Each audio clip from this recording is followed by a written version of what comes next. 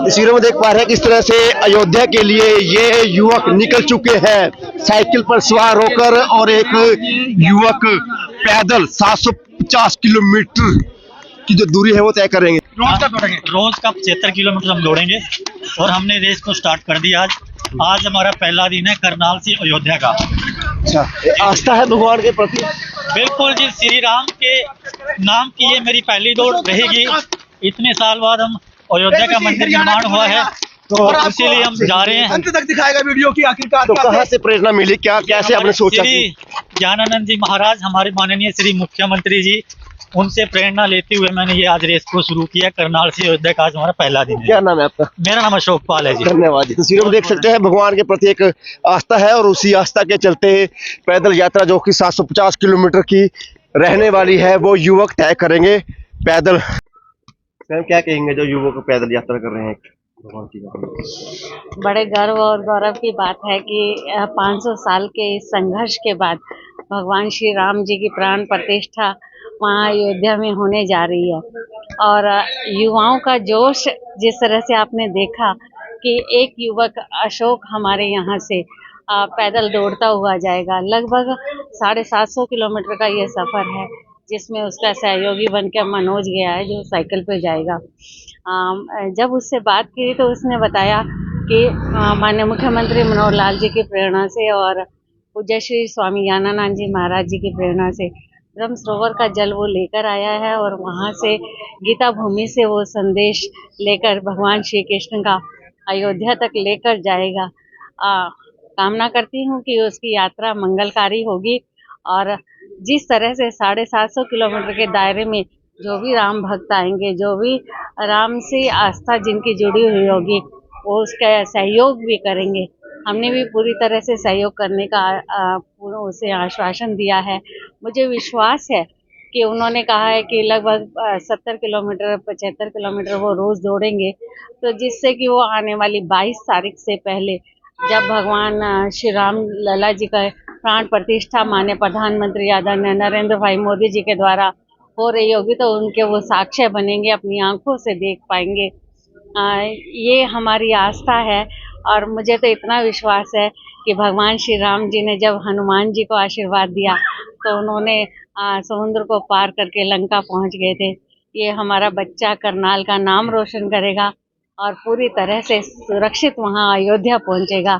करनाल का संदेश लेकर मैं इसकी यात्राओं के लिए बहुत बहुत शुभकामनाएं देती हूँ, और पुनः ये निवेदन करती हूँ कि जो हमारे शहर में लोग हैं, वो 21 तारीख को हमने यहाँ श्री कृष्ण कृपा धाम पर एक रामचरितमानस का पाठ रखा हुआ है। उसमें 22 तारीख को माननीय प्रधानमंत्री के द्वारा जो प्राण प्रतिष्ठा होगी उसे LED से दिखाया जाएगा, और उसके साथ साथ यहाँ भोजन भंडारा प्रसाद का भी हमने आयोजन किया है। तो सभी लोग इन आस्थाओं के साथ जुड़कर अपने जीवन को सार्थक बनाए और भगवान श्री राम के चरणों में प्रणाम करें। करनाल के लिए सौभाग्य की बात है, बहुत से लोग हैं लड़ियाँ तैयार कर रहे हैं, अपना योगदान दे रहे हैं। बिल्कुल।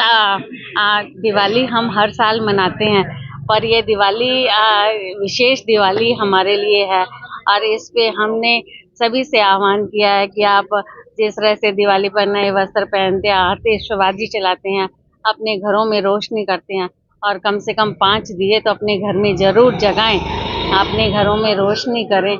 इसके साथ साथ आपके आसपास जो भी कोई मंदिर या कोई धर्म स्थान है, तो वहाँ LED लगाकर वहाँ पर अयोध्या से जो प्राण प्रतिष्ठा का कार्यक्रम होता है उसे देखें, ताकि हमारी और आस्था जागृत हो सके। आप देख रहे हैं लोगों का भाव बहुत है राम मंदिर के प्रति, भगवान श्री राम के प्रति, और ये राम राज्य की कल्पना तभी संभव हो पाएगी जब हम भगवान श्री राम की इस आस्था से जुड़ पाएंगे। बहुत से नेताओं का कहना था कि उनको निमंत्रण नहीं मिला, अब निमंत्रण मिल रहा है तो उसको अस्वीकार कर रहे हैं। ये उनका दुर्भाग्य है। जिसे निमंत्रण मिला उसे जरूर जाना चाहिए। स्वच्छता में मैम नंबर लुढ़का है पहले के मुताबिक, क्या कहना चाहिए इसको लेकर? स्वच्छता के लिए समय समय पर प्रयास नगर निगम की तरफ से किए जाते हैं, जिसमें चाहे हमारे कर्मचारी हैं, चाहे हमारे आज अभी डोर टू डोर कलेक्शन का टेंडर हुआ है, पर कहीं ना कहीं ये स्वच्छता नित्य प्रति का काम है। और इसमें जिस तरह से हम 2014 से आज तक की स्थिति को हम करनाल को देखें तो उसमें बहुत सुधार हुए हैं। हमने स्वच्छता में वहाँ से प्रतिष्ठा पत्र भी प्राप्त किया है। पर स्वच्छता एक नित्य प्रति का काम है, तो इसमें मैं ये निवेदन करना चाहूँगी नगर निगम का पूरी तरह से सहयोग करते हुए, चाहे कोई सामाजिक संगठन है या लोग अपने व्यवहार में परिवर्तन करें। सिर्फ उनसे एक निवेदन है कि आप गंदगी को फैलाएं मत। यदि गंदगी को फैलाएंगे तो कितनी भी स्वच्छता यदि कर्मचारी करेंगे तो वो खराब ही होगी।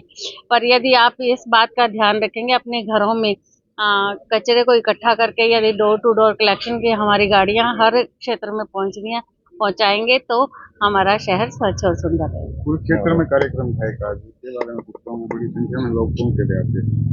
आज स्वामी विवेकानंद जी जो युवाओं के प्रेरणा स्रोत रहे हैं और उनकी जयंती के अवसर पर एक युवा महासम्मेलन वहाँ पर किया गया और लगभग 25,000 वहाँ पर युवा वहाँ पर पहुँचे। माननीय मुख्यमंत्री मनोहर लाल जी, हमारे प्रदेश अध्यक्ष जी, हमारे सांसद जी, वहाँ पर सभी लोगों ने युवाओं के अंदर एक जोश और प्रेरणा भरी। विशेष तौर पे हमारे नव मतदाता वहाँ पर बहुत सारे थे जिन्होंने अपने राष्ट्र को आगे बढ़ते हुए देखना है, जिनकी नज़रों से हमने 2047 में हमारा भारत पूरी तरह से विकसित होकर विश्व गुरु बनेगा, ऐसा भाव माननीय प्रधानमंत्री जी का वहाँ हमने सुना। और ये सारी व्यवस्थाएं, ये सारे परिवर्तन सत्ता परिवर्तन के लिए नहीं है, ये सारे व्यवस्था परिवर्तन के लिए है, जो युवाओं को आगे बढ़ाते हुए विकसित भारत में उन्हें सम्मान पूर्वक जीने के लिए और आगे देश की उन्नति तरक्की में पूरी तरह से सहयोगी होंगी। मैं आज वहाँ पर एक विशाल भव्य सम्मेलन हुआ, उसकी बधाई देना चाहूँगी। एमपी के लिए कुछ क्षेत्र से नाम की चर्चा चल रही है, बीजेपी में भी और शहर में भी, क्या कुछ कहना है? नहीं, ऐसा कुछ वो नहीं है। मेरा कार्यकाल दोनों टर्म का मेयर का पूरा हुआ। लोगों का आभार व्यक्त करती हूँ, करनाल के जनता का आभार व्यक्त करती हूँ, माननीय मुख्यमंत्री मनोहर लाल जी का आभार व्यक्त करती हूँ, हमारे पूरे संगठन का आभार व्यक्त करती हूँ कि जिनके सहयोग से लगातार लोगों के बीच में रहते हुए सेवा करने का अवसर मिला और लोगों के काम जिस तरह से माननीय मुख्यमंत्री मनोहर लाल जी के नेतृत्व में हुए, लोगों का एक विश्वास पाने का अवसर मिला, पार्टी संगठन के साथ जुड़कर काम करने का अवसर मिला, यही मेरे लिए बहुत सौभाग्य की बात है।